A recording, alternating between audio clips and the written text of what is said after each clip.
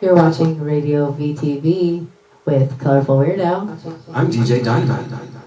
Let's kick things off.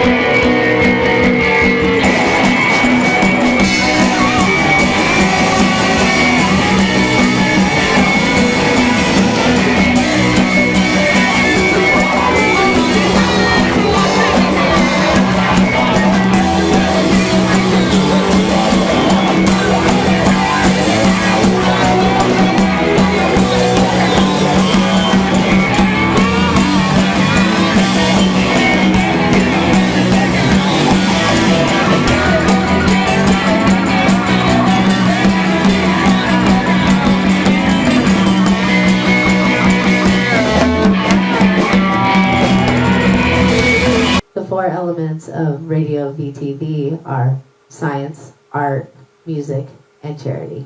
We'll start with the art. For charity, we go with the Friends of the Fountain. And for music, we have curated quite a playlist for you. Hit 'em with the theme song, Dynamite. You are watching Radio VTV. Science, art, music, charity.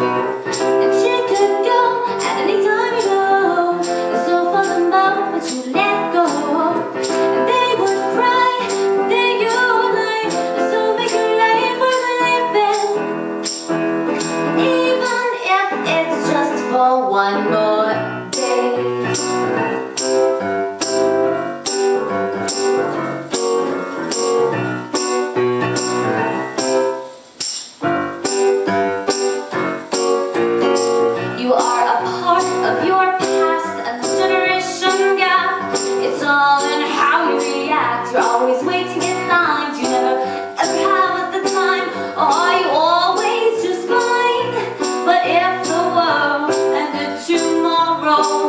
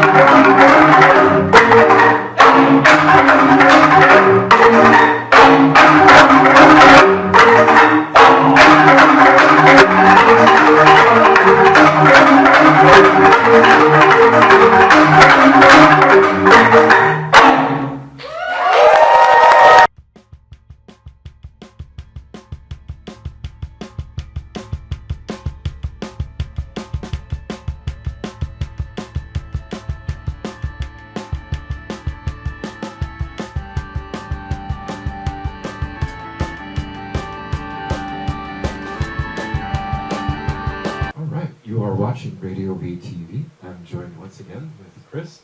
How are you? I'm okay, I think. So, I'm trying to get psyched back up to go back to work. yeah, How tell about me that? about it. Yeah, tell me about it.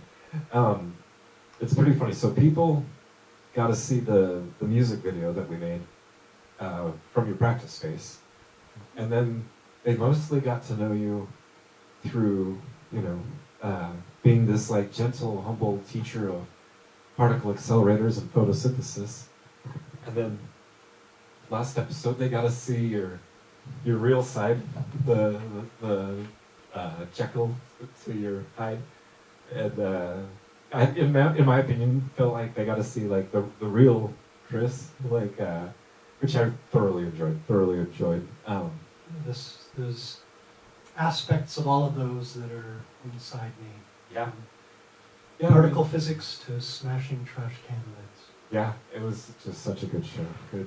And man, your bass player and your drummer are really, really good at being in the pocket together. Like, I don't think I pick that up until I got to kind of like watch it, and it's just like, dang, that is a comfy pocket. So, You know, we're very fortunate to have talented musicians and also very cool people as well. yeah, oftentimes it's not necessarily what you make, it's who you make it with. That's the most important thing. It's always good to. With music, if you feel some bond with the people that you're playing with, it can have a real positive impact. That energy feeds on itself, and negative energy can just be a downer. And so having that positive energy, yeah, is one of the best things, and why I tend to play with people for a long period of time to Oh, yeah. build that energy. Well, it's almost like a family. I mean, you create with them and you do things with them. And then I got a funny question I was going to make sure I brought up with you. So someone asked if you were helping me co-write the show, and I'm like co-write, and they're like, he was the first scientist, and then when Doc Mandu did his thing, he played guitar, and then he did the opening for the second show, and then you could see his hair on the fourth show, and then you did the science for the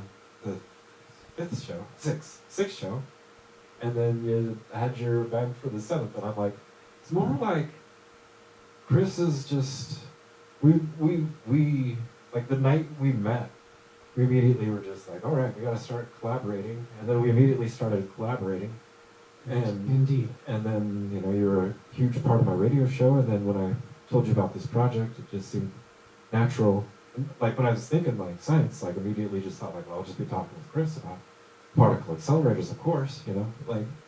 But I didn't really think about how much of an impact you've actually had on the show, and I definitely want to say thank you for all your contributions, especially you and Will and all of that your band and that you've done for it. So definitely thank you. Like, It's such a creative environment with a ton of interesting people, and so yeah, a real pleasure to be able to contribute what I can to it. yeah, it's awesome to. It's neat for me to have you meet kind of like we had Duck Mandu, who was like Not All the Ways Army version 1. And then you're like coming from 2025 version, and then like immediately it was just like the troops were marching right in order. It was just so great. So you have an exciting thing to talk to us today about lasers. Yeah, I thought what we could talk about today is more what I do between the hours of 9 and 5, and sometimes at 3 in the morning when things break.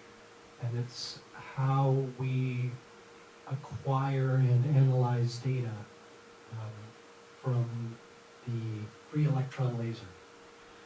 So coming down the free electron laser, there are short bursts of X-rays, femtosecond long, a millionth of a billionth of a second, and they are coming down the free electron laser currently 66,000 times a second, but eventually 1,000,000 times a second. And the data for each of those shots is read out by a multitude of detectors. 66,000 times a second. Well, some detectors are slower. And so what we have to do is there's a fiber network that distributes timing signals at the 1 megahertz rate to all the detectors.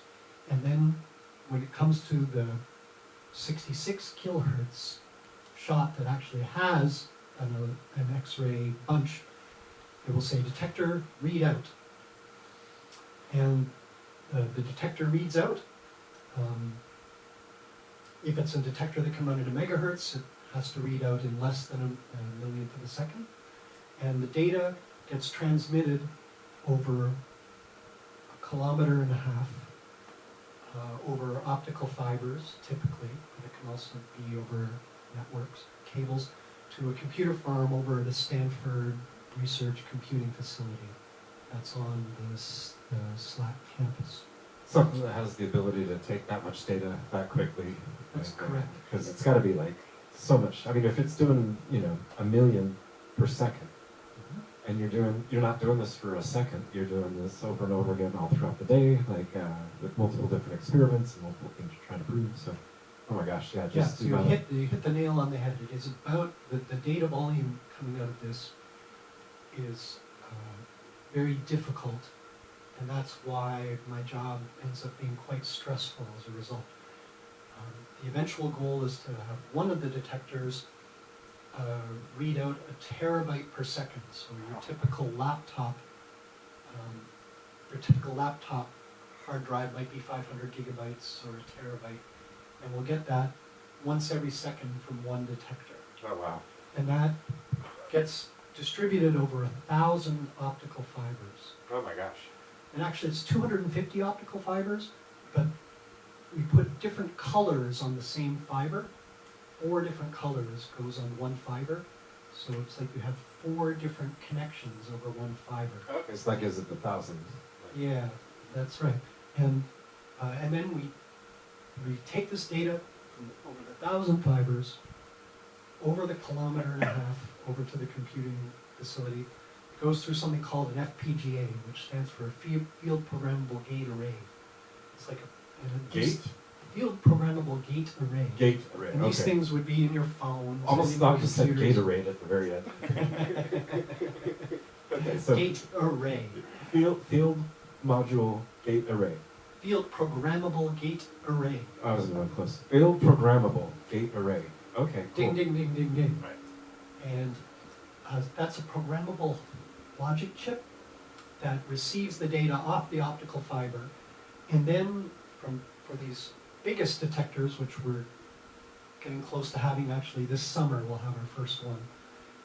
Then it transfers it into a GPU. And you've probably heard about GPUs quite a bit lately with all the AI stuff going on. All the AI stuff is done with devices like GPUs. So the data gets transferred directly from this FPGA into the GPU. And then we run algorithms in the GPU to reduce the data rate by a factor of 10 in real time. Because you need to sort it. We need to reduce it because we can't record the whole terabyte per second because it's too damn expensive. And so yeah, we have to reduce the cost by a factor of 10. It all gets written out to big parallel flash drive file systems. And then it also has to be correlated with data from other detectors on the same shot. So this detector is going out over its 250 fibers with 1,000 optical connections through hundreds of GPUs and getting archived to a big flash file system. And other detectors are also doing the same. And then, but each block of data belonging to a specific X-ray shot gets a 64-bit timestamp. And that is used to correlate the data across different detectors so you can see all the different detectors' data that contributed. And the detectors would be like a camera, an X-ray camera, like an oscilloscope where you can see voltages as a function of time, and you get very precise time measurements from that. Well, plus you're bouncing particles off of a solid object, and your readings are going to be happening in the attosecond or the femtosecond, and so you're going to need all of that data. Of course it's going to be huge. It's going to be massive because these cameras are detecting on a microscopic level. Yep, they're running at very high rates. Very large 16 megapixel, 35 kilohertz cameras that produce the terabyte per second. There's also an interesting detector. It's a little bit weirder. Because one of the things we do is we make molecular movies where you see how a chemical system behaves on the femtosecond timescale. So you hit it with a laser, and then you hit it with the X-ray. It's a very short time later. And the way you measure that short time on the scale of femtoseconds is you angle your laser so it hits this film. And what it does is and I'm not an expert on this, but this is my understanding of how it works. It melts the film and it makes it reflective. And because it's at an angle, the reflectiveness kind of creeps across the image. Because it's at an angle, And then the X-ray comes through, and depending on how much and where it gets reflected, that's a measure of this very short time. It's this surface melting, becoming reflective, and by seeing that edge where the reflection happens, that gives you the millionth of a billionth of a second time resolution. Oh, wow. It's like a little like a mirror with a moving edge. And depending on where that edge is, that gives you this time between the start of the reaction from the laser and the end of the reaction with the X-ray probe. So that's probably too much? No, you It's kind of probably, a weird I'm notion. guessing like you do that like multiple times in a row, and then the next thing you know, you're watching how a protein behaves, while you're like X-raying it. And like Exactly right, yeah. This happens, in this case with this detector, it goes up to 100,000 times a second.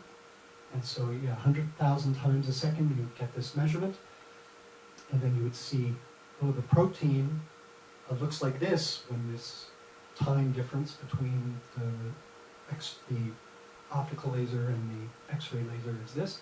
And then it looks different if the time delay is this. And that's the molecular movie. there you go. So That's so cool. Well, thank you so much for teaching about this. This is so neat. It's sending terabytes of data with lasers in seconds, which is so cool to think about. And then we've got fiber optics going a kilometer to make the whole thing recordable. And then the data also goes over to supercomputers, Oh, wow. actually right here in Berkeley at the NERSC Supercomputer Center. Oh, cool. And so the data gets transferred as quickly as it can be over to the supercomputer, where it's analyzed using very large-scale parallel programs running on thousands and thousands of CPUs. So how long does And GPUs. eventually. Come on up, Aaron. You can ask a question. so how long does it take to transfer the data to Berkeley from one of these sessions? It happens in real time. The delay, I believe, is about a minute. So Really? as the data is being required, I think we get it over at the NERSC supercomputer in about a minute. How can it go that fast? There are dedicated network connections. And you got 1,000 lines. Yeah, we haven't done this for the terabyte per second rate yet. Okay, yeah. This is being done right now. The movement of the data to the NERSC supercomputer is being done only at 120 hertz at the moment. But because all the other data at the moment we can analyze with our own computer farm. But with the increase in the data rate, more and more of our work is going to get pushed off to NERSC. Well, so this is just kind of popping in my head like while we discuss this. I know with lasers, they're going to degrade the more the distance that you send them, and like what they have to go through. But it does seem like by learning this stuff, we kind of open up the gateway to like how we can send data to when we have people on the moon and to like space stations that like, because we're not going to be able to have a fiber link to them, but we could get a laser link to them. It seems like. Right now, most of our data is transmitted over a fiber link. Okay, so it is over an actual wire. Yeah, so the signals that we're looking at come from an X-ray laser and an optical laser often. But the actual data transmission to It's be still stored on- on disk is still on optical Okay, I think I standard might have missed optical that part. fiber networks. Okay. Well, thank you for clarifying that. I appreciate it. And thank you for being a part of the show. That's really So awesome. the stuff that wakes me up at 3 in the morning, so when stuff breaks at 3 in the morning, they call us and we have to fix it, and it's fairly high pressure. Do they have like a light that like has like a maple leaf that goes up into the sky and they're like, oh, Canada. You're like, I gotta go fix that stupid thing. Something like that. Yeah. Well, thank you very much for joining us. If you have any questions, make sure you post them in the comments, and we'll be back with more music here on Radio VTV. I always thought that I learned colors wrong, but as I grew older, that's when the doctor confirmed that I was colorblind. So today, we're opening up these glasses that my dad bought for me for my birthday. They're made by a company called Enchroma.